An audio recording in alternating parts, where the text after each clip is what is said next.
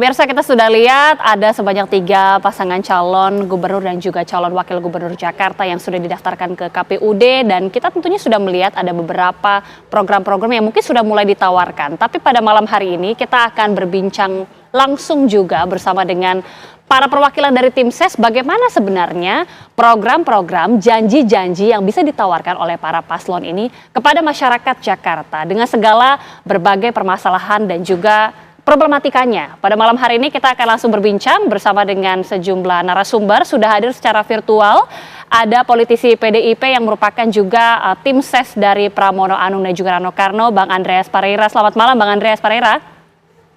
Selamat malam Margita, selamat malam semuanya. Oke, dan juga sudah ada di studio TV One, sudah hadir ini Ibu Siti Fadila Supari yang merupakan Dewan Pembina ataupun Dewan Penasihat ya, Dewan Penasihat dari tim SES Dharma Pongrekun. Selamat malam Ibu Siti, Assalamualaikum.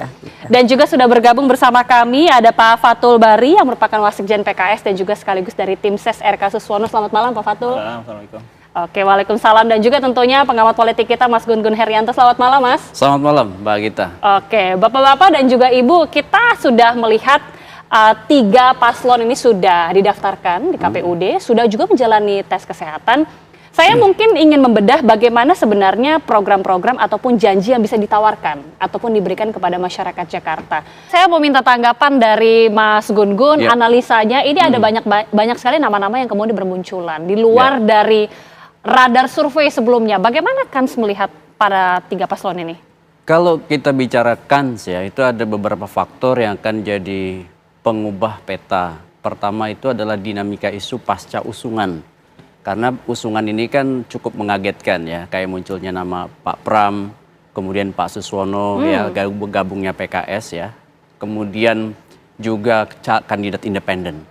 Nah ini tentu bicara soal dinamika pasca usungan ini akan menentukan naik turunnya probabilitas perolehan suara. Kemudian yang kedua, solid tidaknya basis struktur partai, terutama yang diusung oleh partai ya. Kemudian juga basis segmen-segmen pemilih yang dikuasai oleh kandidat independen. Kenapa? Kalau tidak bekerja tentu tidak akan berlabuh menjadi suara. Kemudian yang ketiga itu soal damage control. Bagaimana mengontrol potensi-potensi kerusakan. Karena kan pemilu pasti aksi-reaksi. Bukan hanya mereka yang bertarung, tapi tim SES, kemudian juga orang yang di balik layar, yang kemudian tentu tidak hanya semata bicara pilkada, tapi bicara soal konfigurasi politik dalam arti luas. Nah, relasi kuasanya itu luar biasa, apalagi Jakarta kan spotlight politik nasional. Sehingga pasti mungkin tidak terdiskusikan di ruang publik, tetapi menentukan siapa yang kemudian berpotensi menang di Jakarta. Bukan hanya kekuatan politik, tapi juga kekuatan ekonomi. Dan yang keempat tentu adalah bicara soal bagaimana memosisikan diri, sekaligus juga segmenting dan political marketing dalam arti political branding yang dimiliki oleh masing-masing.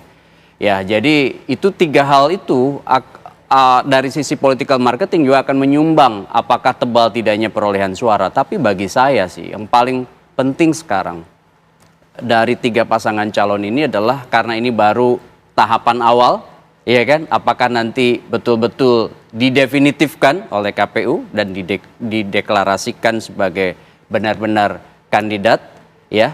Baru kemudian kita bisa lihat tuh kan sekarang nih istilahnya baru kemudian kemudian masuk usungan, baru setelah itu 4 faktor yang tadi saya sebut akan menentukan, begitu. Berarti kita sudah lihat ya, ada calon didukung banyak partai, satu partai saja bahkan ada calon independen. Tapi dari karakteristik masyarakat Jakarta, karakteristik pemilih ini di Jakarta khususnya, apalagi kita tahu ini adalah tahun terakhir Jakarta sebagai ibu kota. Ini bagaimana kemudian melihat karakteristik dari Jakarta ini? Iya, menurut saya memang ini menjadi pertaruhan ya. Pilkada Jakarta saat ini kan bukan pilkada yang ideal dari sisi sodoran figur. Kenapa? Karena aspek competitiveness-nya ini melemah sebenarnya. Contoh misalnya sosok yang punya elektabilitas tinggi dan punya basis suara di Jakarta seperti Pak Anies kan tidak jadi maju. Sehingga ada gap sebenarnya di situ antara harapan dengan realitas yang diterima oleh masyarakat.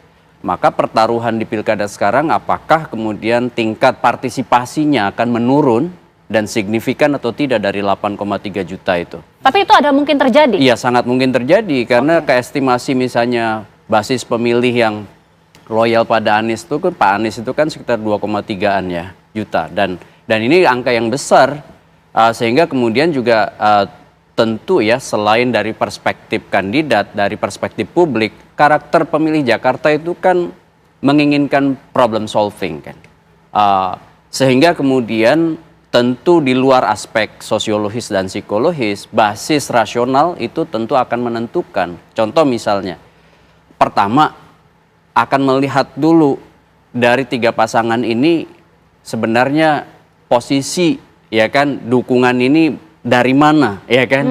Apakah kemudian punya irisan dengan yang tadi dipersepsikan sebagai oligarki? Termasuk juga identik atau tidaknya dengan kekuasaan yang saat ini kemudian ada, ya kan? Sebut aja reference power atau kekuatan rujukannya kan Pak Jokowi, Pak Prabowo, begitu ya. Nah, ini tentu sebagian masyarakat akan memosisikan diri, ya kan? Siapa di antara pasangan itu yang identik sekali misalnya dengan irisan politik Pak Jokowi kah, Pak Prabowo kah, gitu ya. Kemudian yang kedua, tentu juga dari sekian banyak pertarungan narasi, siapa yang kemudian bisa memalingkan pemilih-pemilih kritis, pemilih kelas menengah terdidik, yang kemudian bisa aja memengaruhi atau menjadi booster bagi pergerakan masyarakat awam. Nah, ini juga jangan dianggap sepele, akan banyak menurut saya kejutan. Kejutan itu bisa dalam arti berpartisipasi di bilik suara atau gerakan lainnya. Maksud saya kan partisipasi tidak hanya konvensional di bilik suara, tapi juga bisa protes, bisa kemudian mosi tidak percaya, ya kan? Kan banyak hal yang kemudian sangat mungkin terjadi kalau asumsi kritisnya masyarakat itu tidak terkanalisasi dengan baik. Makanya kemudian butuh bukan hanya hadirnya pasangan calon, tapi juga progresifnya menjawab kebutuhan Jakarta. Bukan hanya kepentingan elit semata, itu yang saya maksud. Ya. Mas Gun-Gun, kita sudah dengar ya, sedikit kilas lah dari strategi kemudian juga program-program yang akan ditawarkan dari para paslon ini. Akan seperti apa kira-kira pertarungan di Jakarta ini, Mas? Iya, menurut saya pertarungannya tidak akan terlalu sengit sih sebenarnya. Ibarat bermain catur ya. Jadi pergerakan majunya bidak belum tentu majunya bidak tersebut, tetapi bisa jadi untuk melindungi, ya kan, bagian-bagian lain yang sebenarnya sedang juga membutuhkan yang disebutkan di mekanisme pertahanan diri. Kan biasa dalam bermain catur begitu ya, jangan melihat majunya bidak hanya semata bidak gitu. Jadi kalau kita bicara soal landscape politik, Pilkada Jakarta jangan dilihat semata-mata Pilkada Jakarta, maksud saya gitu.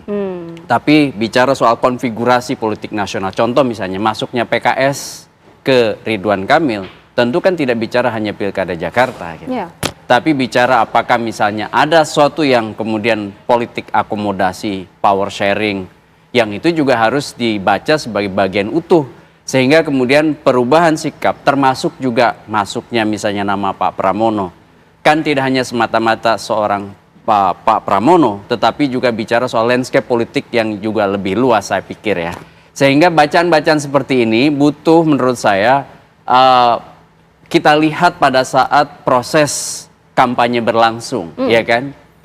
Dan yang paling penting lagi pada saat proses konfigurasi politik yang baru akan kebentuk Oktober itu juga terjadi gitu. Maksud saya begitu. Kita akan lihat bagaimana tahapan-tahapan nanti, termasuk juga tahapan kampanye yang akan sangat kita tunggu tentunya. Tapi terima kasih sekali lagi Mas Gun-Gun, terima kasih Bang Fatul, terima kasih Bu Siti dan juga Bang Andreas sudah bergabung bersama kami di Apa Kabar Indonesia Malam.